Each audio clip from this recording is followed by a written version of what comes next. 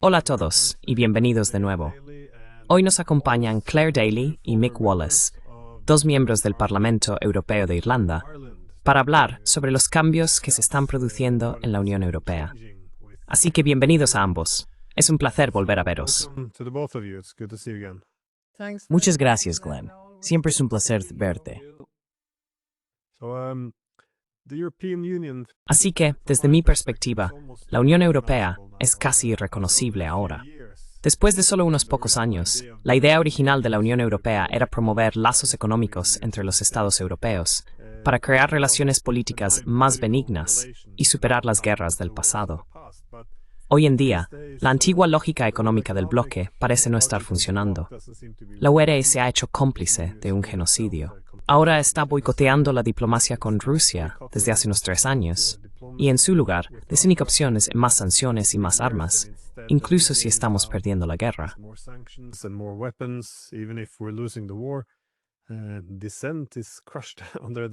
La disidencia se reprime bajo el pretexto de combatir la desinformación y la propaganda, y gran parte de esto parece haber ocurrido bajo el argumento de la UP de que está afirmándose como una potencia geopolítica.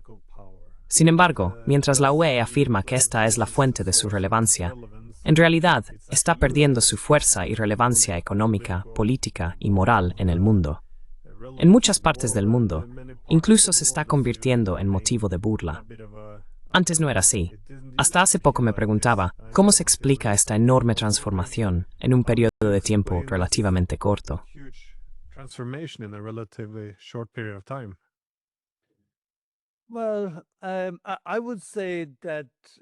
Bueno, yo diría que la transformación no es tan dramática como parece que piensas. Diríamos que el proyecto de la UP fue un poco así durante mucho tiempo, solo que supongo la máscara se ha caído en los últimos años. Mira, igual que la OTAN se creó en el 49, no para proteger Europa, sino para asegurarse de que Europa se mantuviera alineada con los intereses del imperio estadounidense. Y cuando se formó la EU, también fue una cuestión de reunir a los países y meterlos a todos en un mismo grupo, una especie de Estados Unidos de Europa, en cierto modo. Y así iba a ser más fácil para los estadounidenses gestionarlo.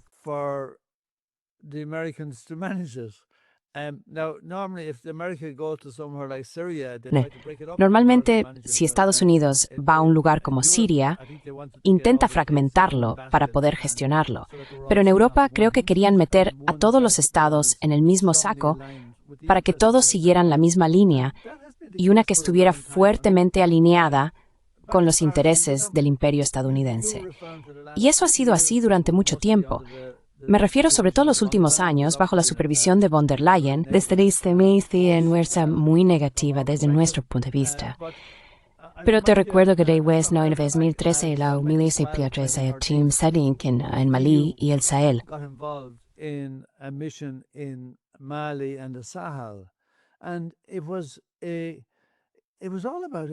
Y todo giraba en torno al imperialismo y al neocolonialismo. Ya entonces estábamos gastando dinero incluso, y obviamente los franceses estaban más directamente implicados.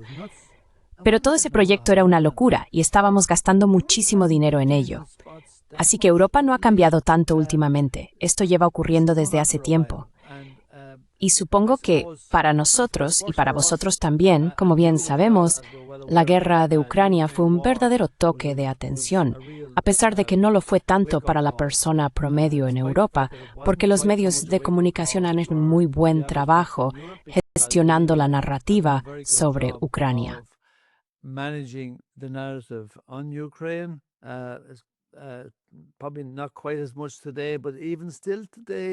Probablemente no tanto hoy en día, pero incluso todavía hoy, te sorprendería la cantidad de personas que siguen creyendo la narrativa de que Ucrania está luchando por nuestra democracia, cuando sabemos que no es así. Ucrania está luchando por la OTAN, está luchando por el imperialismo occidental y están en modo autodestructivo. Pero eso es otro tema, ¿verdad? Pero supongo que Gaza, más que nada en la historia, los ha expuesto tal como son, dado que han apoyado el genocidio al 100%.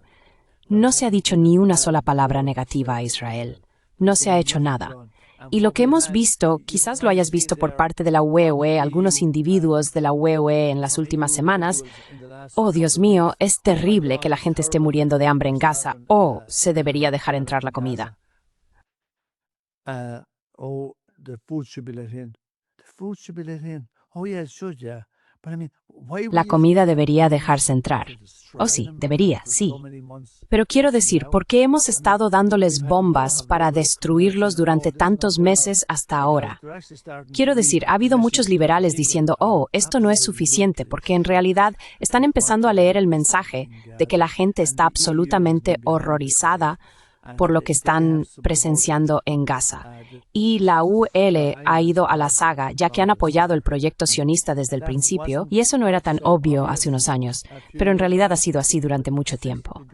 Pero ahora tenemos a estos tipos diciendo, Dios mío, quizá no deberíamos matarlos de hambre, pero seguiremos dándoles bombas y seguiremos destruyendo sus casas.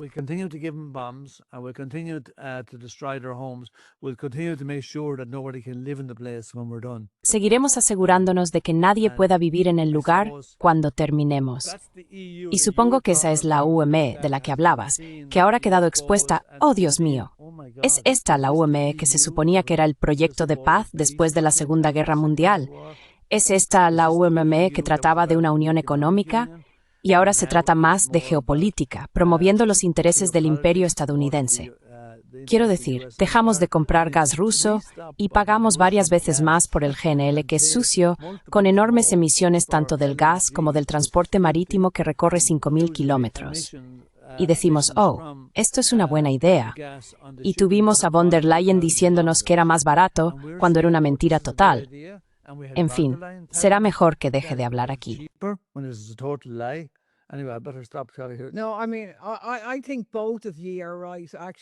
No, quiero decir, creo que ambos tenéis razón, en realidad. Quiero decir, creo que Mick tiene razón en que lo que vemos ahora es que se cae la máscara. Y todo lo que describiste al principio, Glenn, es absolutamente impactante en el contexto de la propaganda que la UE ha difundido desde su fundación, que era una unión de países para promover sus intereses económicos, que era, como dijo Mick, un proyecto de paz tras la Segunda Guerra Mundial. Y luego, cuando pasaron a tener un objetivo más geopolítico, bueno, no tenemos intereses, tenemos valores, y cuando vamos a otros lugares, vamos con nuestros valores. Y siendo justos, hemos tenido la suerte en nuestros cargos parlamentarios de poder viajar a muchos países. Y es cierto, los países que fueron colonizados por Europa, y conocemos la devastación que se causó allí, muchas personas en esos países dirían, bueno, al menos los europeos dejaron algo.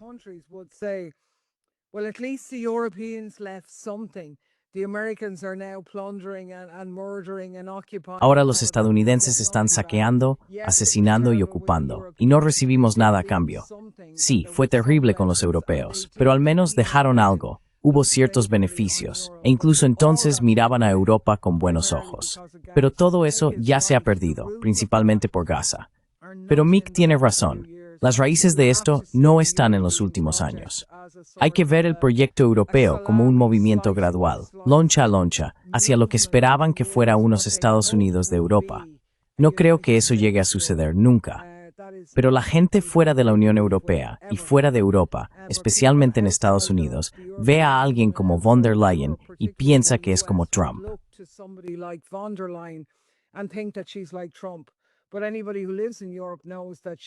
Pero cualquiera que viva en Europa sabe que ella es irrelevante. Es una burócrata no elegida al frente de la Comisión Europea, así que nunca consiguieron lo que querían en ese sentido.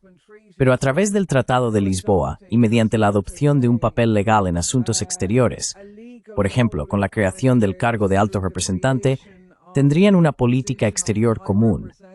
Nunca se suponía que debía ser así. Esa es la dirección, y es a partir de esa transferencia de poder de los estados nacionales al entorno europeo que hemos llegado a la situación actual, en la que somos cómplices de un genocidio y hacemos todo lo posible por mantener la guerra en Ucrania, en detrimento de las personas que viven allí, aunque supuestamente seamos sus mayores amigos, al menos en teoría.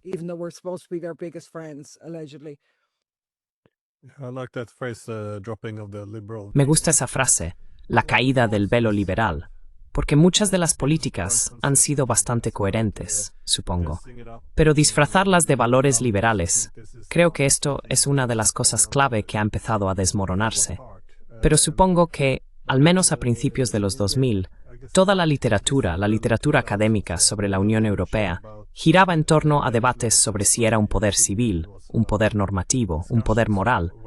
En otras palabras, debates académicos sobre lo grandiosa que es la UE o por qué es tan diferente de los demás. Pero sí, por eso especialmente ahora, lo que estamos viendo en Oriente Medio está siendo, supongo, tan perjudicial para su reputación, al menos.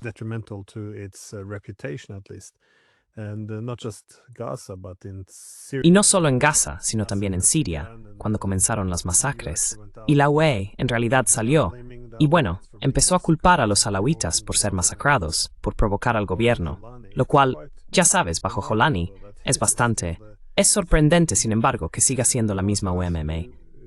Pero también quería preguntarte sobre el reconocimiento ahora de Palestina por parte de los franceses y los británicos. Bueno, tienen la intención de hacerlo en septiembre, o eso dicen. He leído críticas, curiosamente, en medios israelíes como Haaretz, donde dicen que esto no es más que los europeos buscando una excusa para evitar sanciones y lavarse las manos de los crímenes. Me preguntaba, ¿cómo interpretas esto? ¿Es solo simbólico, o es un paso hacia una solución de dos estados? ¿Cómo ves tú esta situación?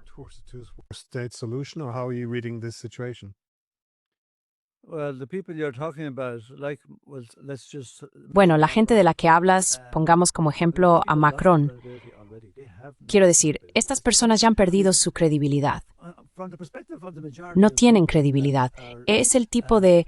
Quiero decir, desde la perspectiva de la mayoría de la gente que sigue la situación, o si realmente vives en Asia Occidental, esto no significa nada, ¿verdad? Es decir, como dijo Ali Abu Nima, tiene una página web palestina en Canadá o en Estados Unidos, no estoy seguro de cuál. ¿Cuál es el sentido de reconocer un Estado al que ni siquiera ayudas a existir? ¿Y qué significa eso? Quiero decir, ¿por qué no detienen el genocidio? Cuando Hamás atacó el 7 de octubre de 2023, en respuesta a años de persecución y opresión por parte del régimen israelí con el apoyo de Occidente, Occidente ofreció a Israel todo lo que quería para luchar contra la masa.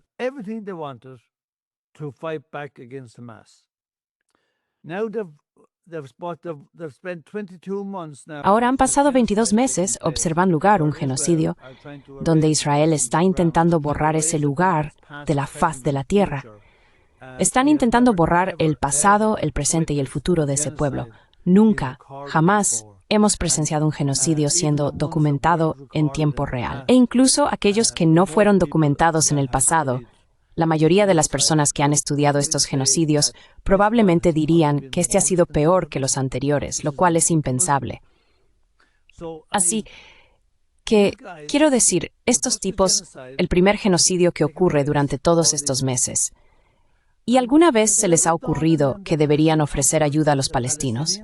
¿Alguna vez se les ha ocurrido que harían algo para proteger a los palestinos?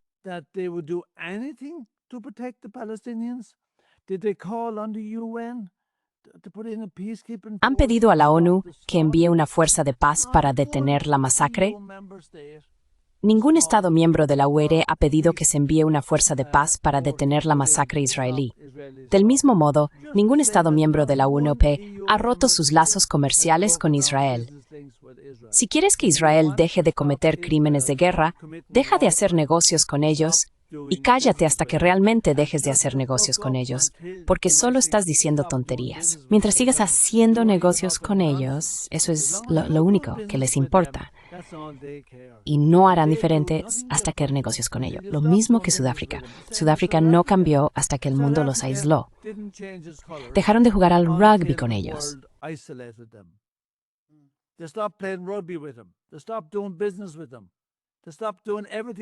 Dejaron de hacer negocios con ellos, dejaron de hacer todo con ellos.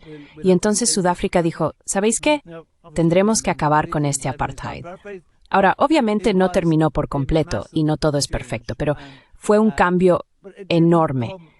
Pero no sucedió porque de repente se volvieran amables con nosotros, fue porque la comunidad internacional los aisló. Y la comunidad internacional no ha hecho nada para aislar a Israel. Nada. Y si Macron quiere reconocer a Palestina en septiembre, o algunos otros también, incluso Starmer, ese absoluto, mejor no empiezo, ¿verdad? Pero qué persona tan decepcionante.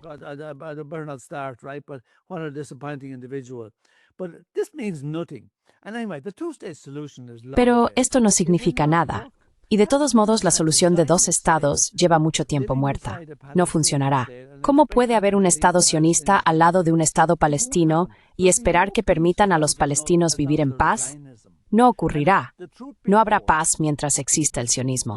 Y la verdad es que la única solución de cara al futuro es una solución de un solo Estado donde todos, sean musulmanes, judíos, cristianos o lo que sea, como prefiero, también dentro del río, todo en paz, con nosotros seres humanos e igualdad para todos.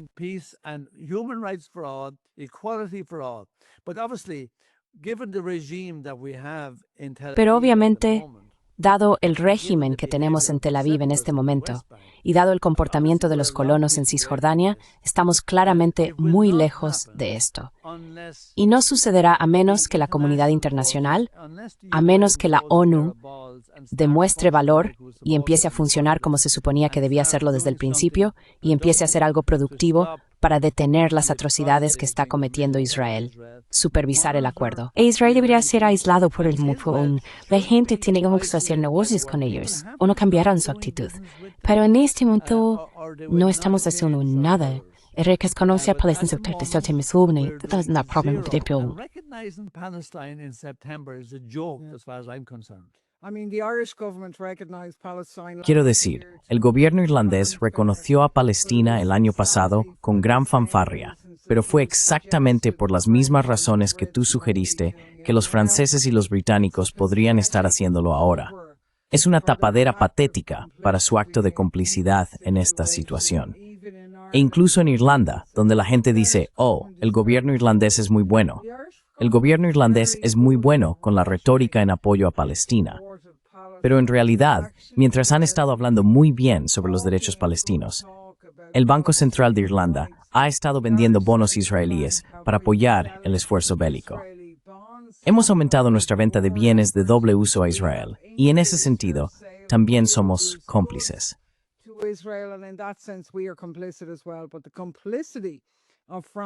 Pero la complicidad de Francia y especialmente de Reino Unido, que como se reveló la semana pasada tuvo sus aviones implicados en el repostaje de aeronaves israelíes que luego bombardearon Gaza, es evidente.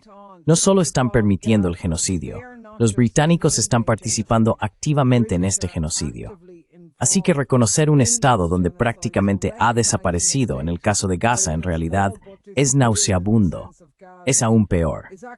Es como jugar con personas que ya están siendo sometidas al hambre y la humillación. Es repugnante. Y afortunadamente, el pueblo de Francia y desde luego el de Reino Unido ve a través de ellos y se ha movilizado.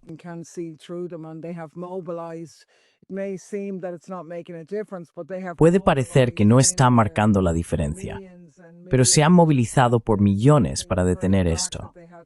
Y creo que el simple hecho de que hayan tenido que ilegalizar a grupos como Palestine Action en Reino Unido o llevar a la banda irlandesa NICAP a los tribunales por tener una bandera bajo la ley antiterrorista demuestra que saben que están en una posición débil, que la voluntad del pueblo está claramente con Palestina. Las acciones del BDS y el sabotaje en el que participó Palestine Action pueden convertirse en un faro. Y como dijo Mick, la única manera de detenerlo es aislarlos, dejar de hacer negocios con ellos, boicotear, desinvertir, sancionar. Eso es todo. Fin.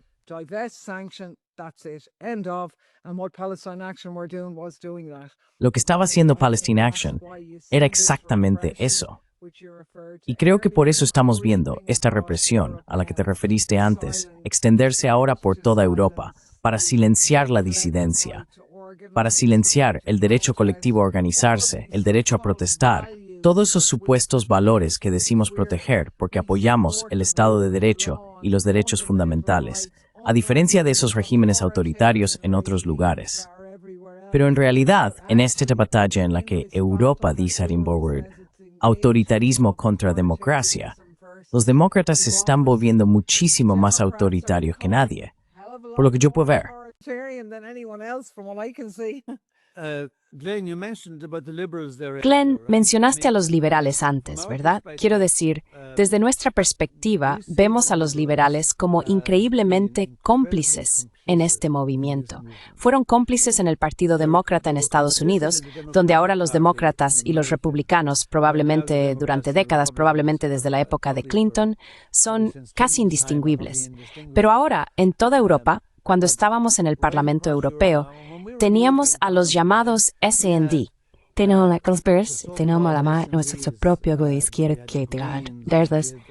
Y la mitad de vos eres 15 liberales. De hecho, todos no liberales. De hecho, es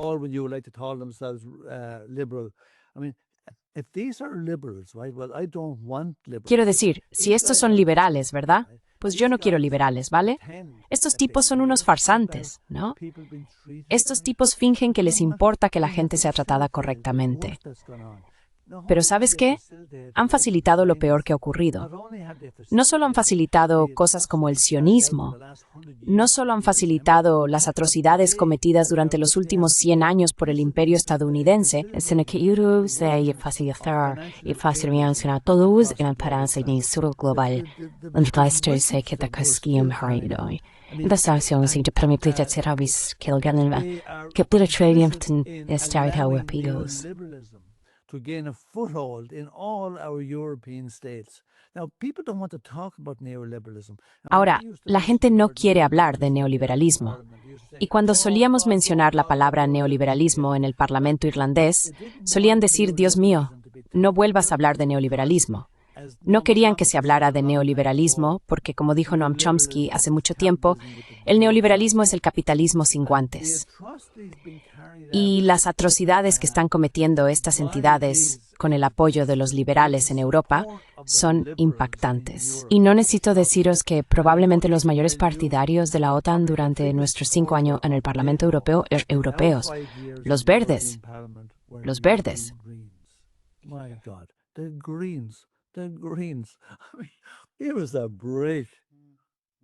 Fue una ruptura. Hay algo muy engañoso, en general, cuando ves a todos estos líderes diciendo, bueno, estamos ejerciendo toda la presión posible sobre Netanyahu para que tenga en cuenta los derechos humanitarios, mientras, aparentemente, hacen todo menos detener realmente el envío de las armas que los están matando. Da la impresión de que son pirómanos haciéndose pasar por bomberos. Es muy extraño de ver, pero quiero cambiar un poco el enfoque hacia nuestras guerras aquí en Europa, porque durante muchos años los europeos parecían funcionar como una fuerza moderadora para los estadounidenses. Es decir, los estadounidenses siempre empujaban un poco más hacia el militarismo, mientras que la UE siempre era un poco más cautelosa.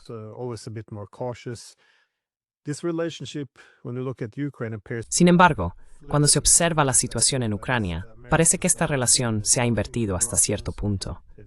Es decir, los estadounidenses están, ya sabes, hablando con los rusos, discutiendo posibles vías para la paz, mientras que los europeos siguen manteniendo, ya sabes, el boicot a la diplomacia, como dijo Kaja Kallas.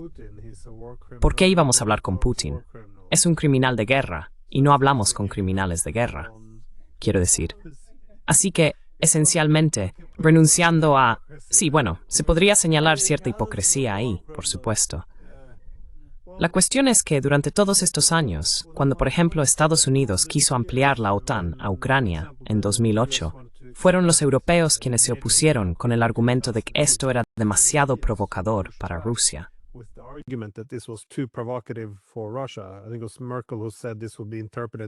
Creo que fue Merkel quien dijo que esto se interpretaría como una declaración de guerra. Pero hoy en día, por supuesto, no se puede decir esto. Esto es propaganda rusa. Ahora los mismos europeos dicen que, bueno, Rusia nunca estuvo preocupada por la OTAN. Esto es solo un argumento del Kremlin. Así que, de nuevo, ahora están denunciando sus propias palabras. Entonces, ¿cómo explicas la falta de voluntad de Europa para intentar poner fin a esta guerra? Porque, de nuevo, cuando hablan de paz, hablan de derrotar a Rusia, lo cual es, supongo, una paz redefinida de una manera muy fea.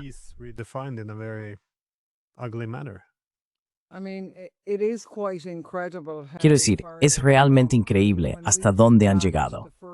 Si pensamos en la primera resolución en el Parlamento tras la invasión de Ucrania por parte de Rusia, esa en la que solo 13 de nosotros terminamos votando en contra, no es que creamos que Rusia debería haber invadido Ucrania. Creemos que eso fue ilegal según el derecho internacional. No debería haber ocurrido. Pero entendimos que Rusia fue provocada y que esto era una guerra por poderes de la OTAN. Pero también votamos, especialmente en contra, de la idea de enviar armas a un conflicto. Eso es inaceptable. Los fundamentos, por ejemplo, de la Constitución irlandesa y desde luego de la ONU, son que siempre se debe intentar resolver estas disputas y conflictos por medios pacíficos.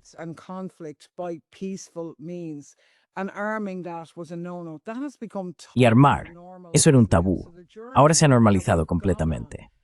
Así que, el recorrido que hemos hecho desde cuando Europa, como tú la categorizas, antes se veía como un poco más matizada, más inclinada a negociar, hasta convertirse en abiertamente rusófoba. Se difunde la propaganda antirrusa más ridícula, que no habría podido arraigar si no fuera por el poder de embellecimiento de los medios. Los grandes medios de comunicación en toda Europa, repitiendo una y otra vez esas mentiras como que somos marionetas de Putin, agentes del Kremlin, aunque nunca han encontrado una sola palabra nuestra en apoyo a Putin. Así que creo que la razón de esto es doble.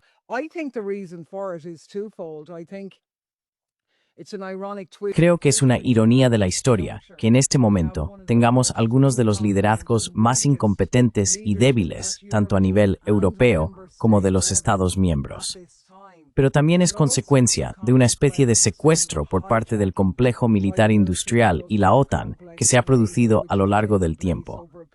Ha habido, y en cierto modo todavía existe, algo de diálogo dentro de las filas de la Unión Europea sobre la posibilidad, por ejemplo, de un ejército europeo.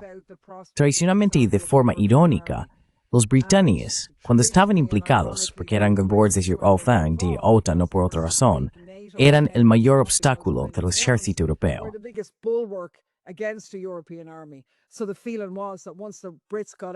Así que la sensación era que una vez que los británicos se marcharan, días felices, el desarrollo de un ejército europeo podría despegar. Pero eso coincidió también con, ya sabes, supongo que en lugar de que eso ocurriera, lo que hemos tenido es que el ejército europeo se ha convertido en la OTAN y Europa ha quedado completamente subsumida bajo la OTAN y ahora están un poco dando tumbos. Eso sucedió por Biden después de Trump, después del Brexit. Dijeron, oh, necesitamos a los estadounidenses. Ahora tienen a Trump y están diciendo, Dios mío, tenemos que gastar más en defensa. Los estadounidenses nos están abandonando. Aunque, como dijo Mick, toda la táctica de la OTAN era dividir Europa y mantener a Rusia y Europa separadas.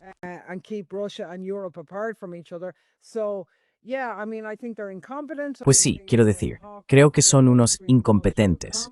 Creo que están vendidos al complejo militar industrial.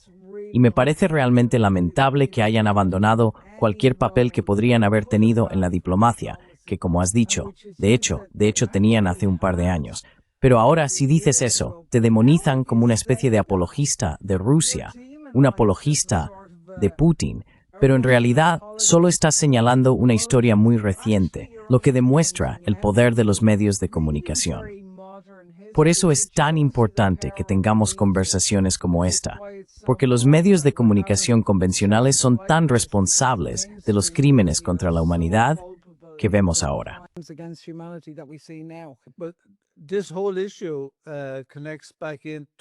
Toda esta cuestión está relacionada con la noción misma de democracia. Es un ejemplo magnífico de ello, y ya lo hemos mencionado antes, pero 2 veces en el primer año de la guerra, Claire y yo presentamos una enmienda a la resolución sobre Ucrania.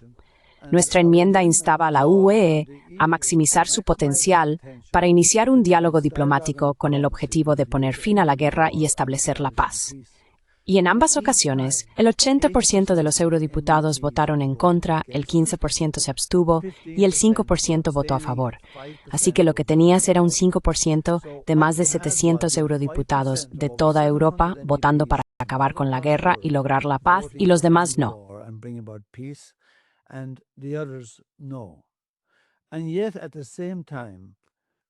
Y sin embargo, al mismo tiempo, hubo una encuesta solo 4 meses después de iniciada la guerra, en junio de 2022, en toda Europa, que mostró que más del 70% de la población europea en ese momento quería la paz, en lugar de seguir castigando a Rusia, porque todo esto se trataba de castigar a Rusia. Y más del 70% de la gente, solo 4 meses después de iniciada la guerra, a pesar de todas las mentiras que difundían los medios, quería la paz en vez de continuar castigando a Rusia.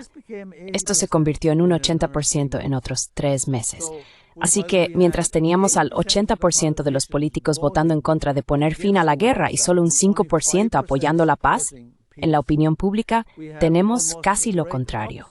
Así que, lo que tenemos es una clase política que no representa a sus ciudadanos.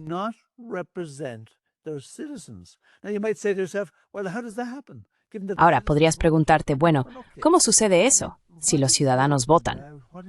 Bueno, vale, quiero decir, ¿de qué trata el voto? ¿De qué trata la democracia, verdad? Me refiero al papel que juega el dinero y la fuerza de los partidos políticos, el poder que tienen y su control sobre los medios de comunicación tradicionales, que son parte del problema, no parte de la solución. Tiene un enorme impacto en quién entra en ese Parlamento Europeo. Tiene un enorme impacto en quién entra en los nacionales y ya no son representativos del pueblo. Han simplificado tanto la política que tienes a casi la mitad de la gente en la mayoría de los países, e incluso menos en algunos, que ni siquiera votan porque sienten que el proceso político no hace nada por ellos, que no les representa.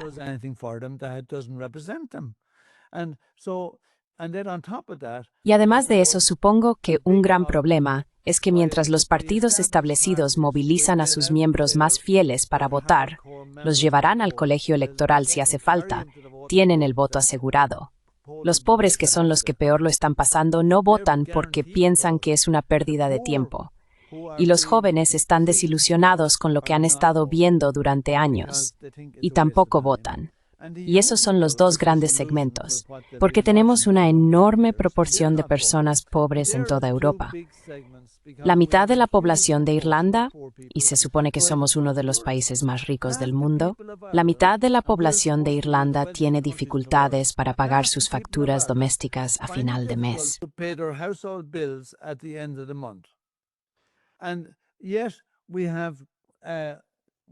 Y sin embargo, tenemos esta idea de que, oh Dios, la democracia es maravillosa.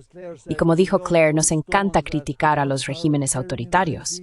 Pues ¿sabes qué? Necesitamos analizar seriamente lo que consideramos nuestra democracia, porque en este momento no está funcionando bien. Si los intereses de los ciudadanos quedan completamente al margen y no tenemos voz en cómo se gestionan las comunidades, entonces, ¿cómo se gobiernan nuestros países? La democracia se supone la gente en en cómo se organiza su comunidad, su sociedad. Eso no está ocurriendo.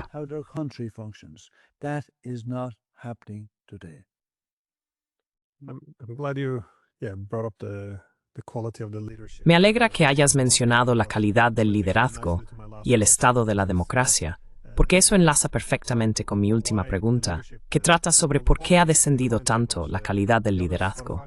Yanis Varoufakis se refiere frecuentemente a Europa ahora como el continente estúpido. Y Kishore Mahbubani, el expresidente del Consejo de Seguridad de la ONU, recuerda la última conversación que tuvo con Henry Kissinger antes de que muriera, en la que discutían precisamente esto: ¿qué le pasa a Europa? Ambos coincidieron en que la calidad del liderazgo en Europa estaba cayendo en picado, lo cual es una forma elegante de decir que estamos gobernados por idiotas, supongo. Pero ahora, con este reciente acuerdo comercial entre la UE y SMUS y la falta de pensamiento estratégico, parece que estamos gobernados por consignas emocionales en lugar de algo que tenga sentido. De nuevo, ¿cómo explicamos esto? Vosotros dos sois quienes habéis dedicado los últimos años a este tema.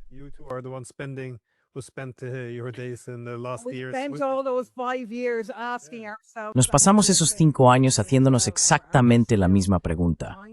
Y en cierto modo seguimos haciéndola, porque creo que todo ese discurso liberal del que hablas no es más que una cortina de humo para una identidad inventada. Y es una distracción. Eso es lo que es, una auténtica distracción que encubre el hecho de que a nivel europeo el liderazgo ha sido, en mi opinión, completamente secuestrado por los lobbies. Quiero decir, solíamos señalar que, cuando estábamos en Bruselas, había 60.000 lobistas registrados oficialmente en la ciudad. Así que se estaba convirtiendo un poco en el Capitolio. Estas son las personas que tienen la atención de los políticos en Europa, por ejemplo, y son ellos quienes marcan el ritmo.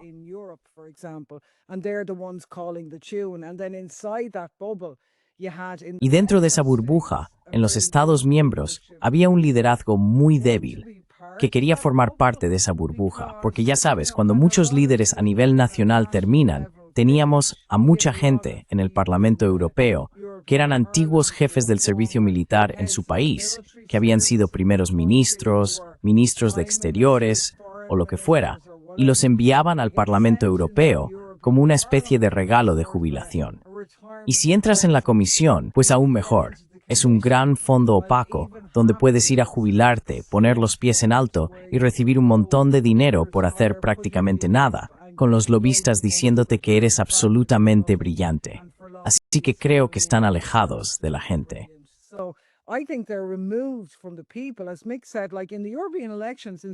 Como dijo Mick, en las elecciones europeas, en algunos países votó menos del 30% de la gente, en unos 7 países.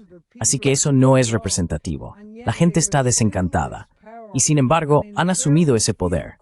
En muy pocos países el liderazgo nacional se ha enfrentado a esa corriente principal europea. Muy pocos. Y cuando lo han hecho, han sido demonizados y, ya sabes, insultados. Odiamos a Orbán o lo que sea. Odiamos a Fico. Son terribles. Entrenamos a la gente en Bulgaria que está robando al pueblo búlgaro porque juegan el juego y dicen lo que Europa quiere oír.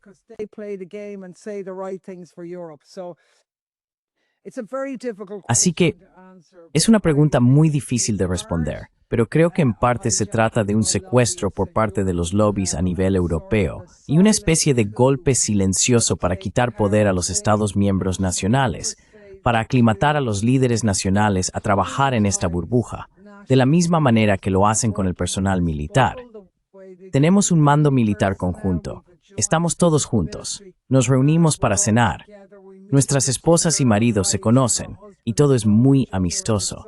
Todos estamos en el mismo equipo, y de repente se olvidan de que su verdadero equipo está en casa, en sus Estados miembros, que están jugando para Europa, que es diferente, ¿sabes?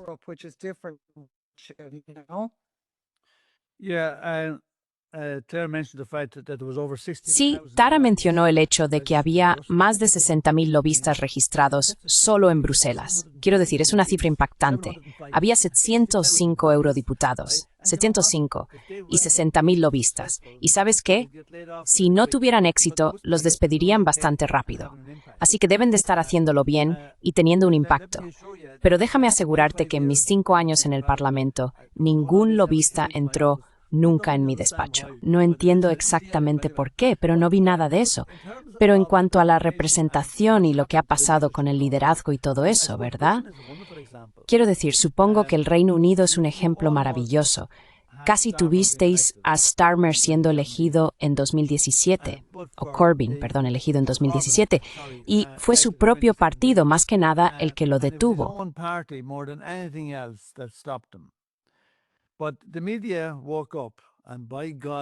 Pero los medios de comunicación despertaron y, por Dios, no iban a permitir que esto volviera a suceder. Y se encargaron de Corbyn para asegurarse de que bajo ninguna circunstancia tuviera la oportunidad de llegar al poder y crear lo que prometió que sería una sociedad justa, una sociedad equitativa en Gran Bretaña. Así que en su lugar, ahora tenemos al llamado Partido Laborista liderado por Keir Starmer. Keir Starmer. Te diré algo. Puede que a la gente le parezca extraño, ¿vale? Pero a mí me parece no solo más de derechas que Tony Blair, que fue un criminal de guerra y un neoliberal, sino que, ¿sabes que ahora incluso le planta cara a Thatcher, este tipo? Este tipo es peligroso. Este tipo no tiene principios. Este tipo dijo que estaba bien que Israel cortara el agua, la comida y la electricidad a Gaza. That's what he said.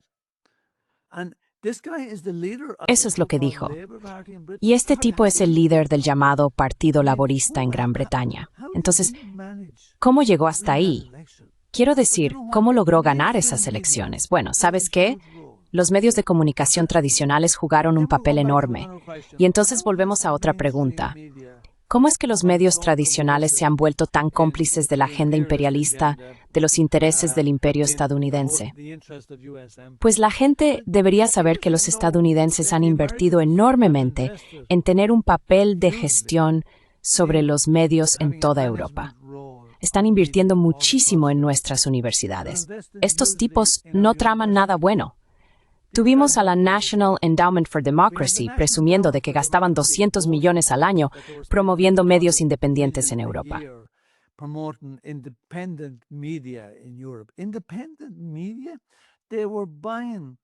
¿Medios independientes? Lo que estaban haciendo era comprar el control de la narrativa. Eso es lo que hacían. Y teníamos a Estados Unidos gastando 40,000 millones de dólares al año en todo tipo de cosas. Y ni siquiera podíamos averiguar en qué lo gastaban todo. Pero tampoco era para nada bueno. Aparte de financiar ONG en lugares como Georgia, diseñadas para desestabilizar el país y asegurarse de que se unieran al bloque occidental, en lugar de mantener una buena relación con Rusia. Pero organizaciones como la National Endowment for Democracy y USAID han erosionado nuestro sistema en Europa de forma dramática. Han causado un daño serio y tengo que admitir que han tenido bastante éxito. Y eso es bastante triste.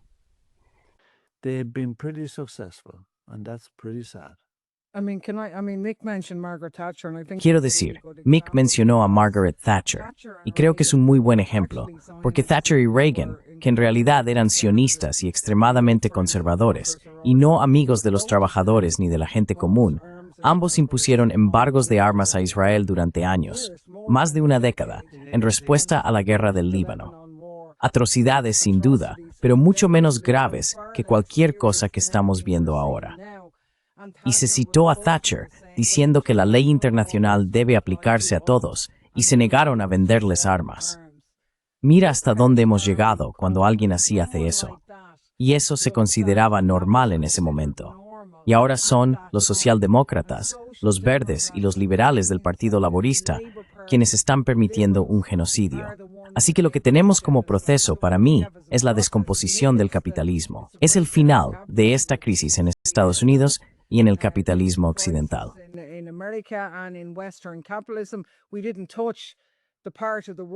No tocamos la parte del mundo donde vive la mayoría de la población mundial, donde está amaneciendo una nueva era, si se quiere, donde tenemos una alianza fuera del imperio y de los antiguos países coloniales de Europa, donde vive la mayoría de la gente del mundo. Y en Irlanda, desde luego, oímos muchas más noticias sobre América y Australia y bla, bla, bla, cuando en realidad son esos otros países los que son dominantes y tienen a la mayoría de los jóvenes del planeta. Creo que son esas personas las que están luchando por ser el liderazgo de una nueva alternativa. Y lo que vemos en Europa es la degeneración de un viejo imperio que hace mucho superó su fecha de caducidad y ni siquiera puede levantar un buen hombro, como una especie de señor gangrenado de un viejo castillo o algo así. No lo sé.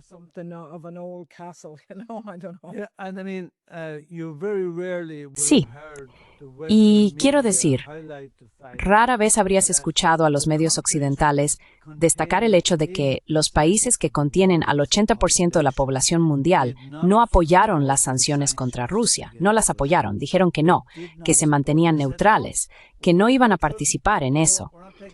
Y estaban siendo presionados por los estadounidenses, estaban siendo presionados por los europeos, pero los países con más del 80% de la población mundial dijeron que no iban a entrar en ese juego. Las cosas están cambiando.